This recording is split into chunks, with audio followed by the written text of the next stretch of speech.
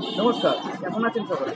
আজকে আমরা এসেছি মূলত প্যান্ডেলের বুকে দাঁড়িয়ে থাকা বিভিন্ন স্কুল যেখানে উচ্চ মাধ্যমিক পরীক্ষা অনুষ্ঠিত হচ্ছে, সেই সকল স্কুলের বিভিন্ন যে অভিভাবিকারা রয়েছেন তাদের মতামত গ্রহণ করতে এবং ছাত্ররা যখন পরীক্ষা দিচ্ছেন সেগুলো দেখতে।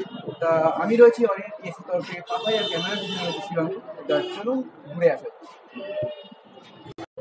নমস্কার, কেমন আছেন? হ্যাঁ, বেশ ভালোই আছি।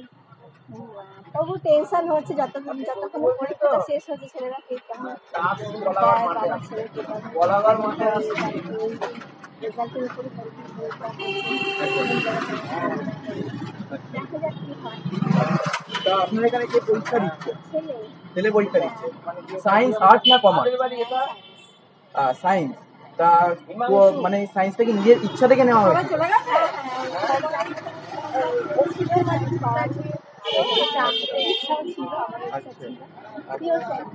Pure science. আচ্ছা, খুবই ভালো সাবজেক্ট কম্বিনেশন। আমি এখন আপনাকে একটা ছোট্ট কোশ্চেন করবো। তা আধুনিক শিক্ষা ব্যবস্থা সম্পর্কে কি বুঝছেন?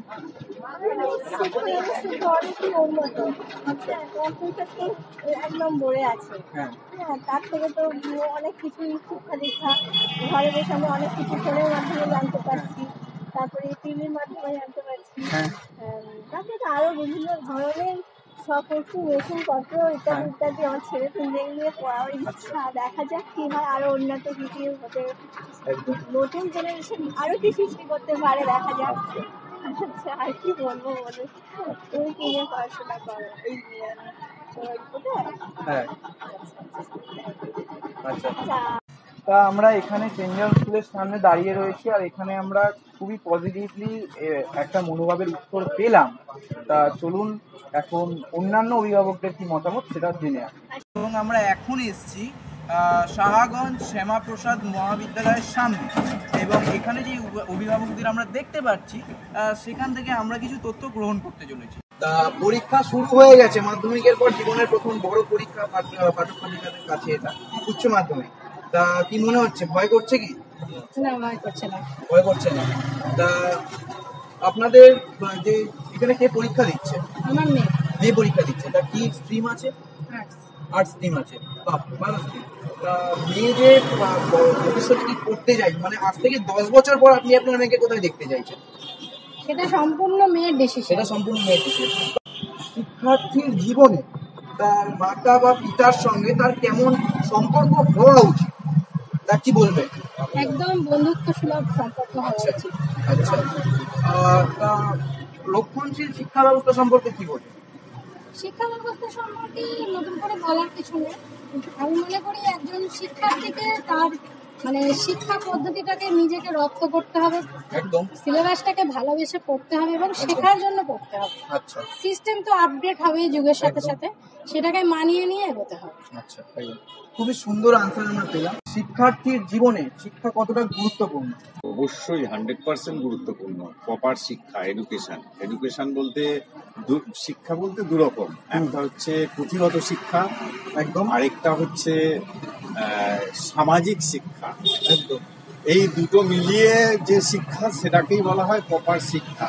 আচ্ছা, তো আজকালকার দিনে বেশিরভাগ জিনিসটা পুঁথিগত শিক্ষা আছে, কিন্তু সামাজিক যে শিক্ষাটা, এটা আমার মনে হয় যত দিন যাচ্ছে একটু ডাউন হয়ে যাচ্ছে। তো আমি একটা জিনিসই বলবো, সেটা আমার ব্যক্তিগত ওপিনিয়ন, সমস্ত পিতামাতাকে, যে তারা তার সন্তানকে পুঁথিগত শিক্ষার সঙ্গে সঙ্গে এই যে সামাজিক শিক্ষা, এই জায়গাটা একটু ডেভেলপ করা দরকার।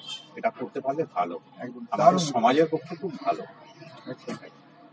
তা আমি আপনাকে আর একটা কোশ্চেন করতে চাই, অনুসংযোগের সঙ্গে মনোসংযোগের যে ব্যাঘাত, সেই সম্পর্কে কি বলতে চাই? প্রশ্নটা খুব সুন্দর প্রশ্ন, কিন্তু এর উত্তরটা খুব শর্টে তো দেওয়া সম্ভব না, তবুও আমি চেষ্টা করছি। অনুসংযোগের সঙ্গে মনোসংযোগ, এটা পুরোপুরি ডিপেন্ড করে তার মনের উপরে। এই ফোনটাকে আমরা যদি, এর মধ্যে গুড জিনিসও আছে, ব্যাড জিনিসও আছে। এবারে আমাদের প্রথম চিন্তা করতে হবে এখান থেকে আমরা কোনটা নেব, গুড না ব্যাড।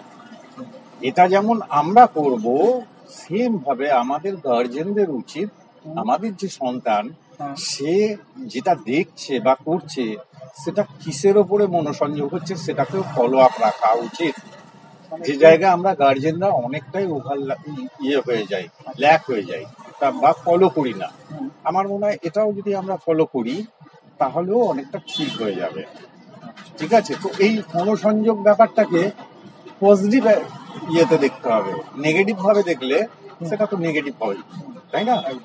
তো এটা যেমন সময়ের সঙ্গে সঙ্গে সবকিছু ডেভেলপ হচ্ছে, ফোন আজকের দিনে একটা এসেন্সিয়াল জিনিস, তো এটাকে আমাদের সেইভাবে ব্যবহার করলে আমার মনে হয় পজিটিভ দিক আছে। দারুণ উত্তর। Shane.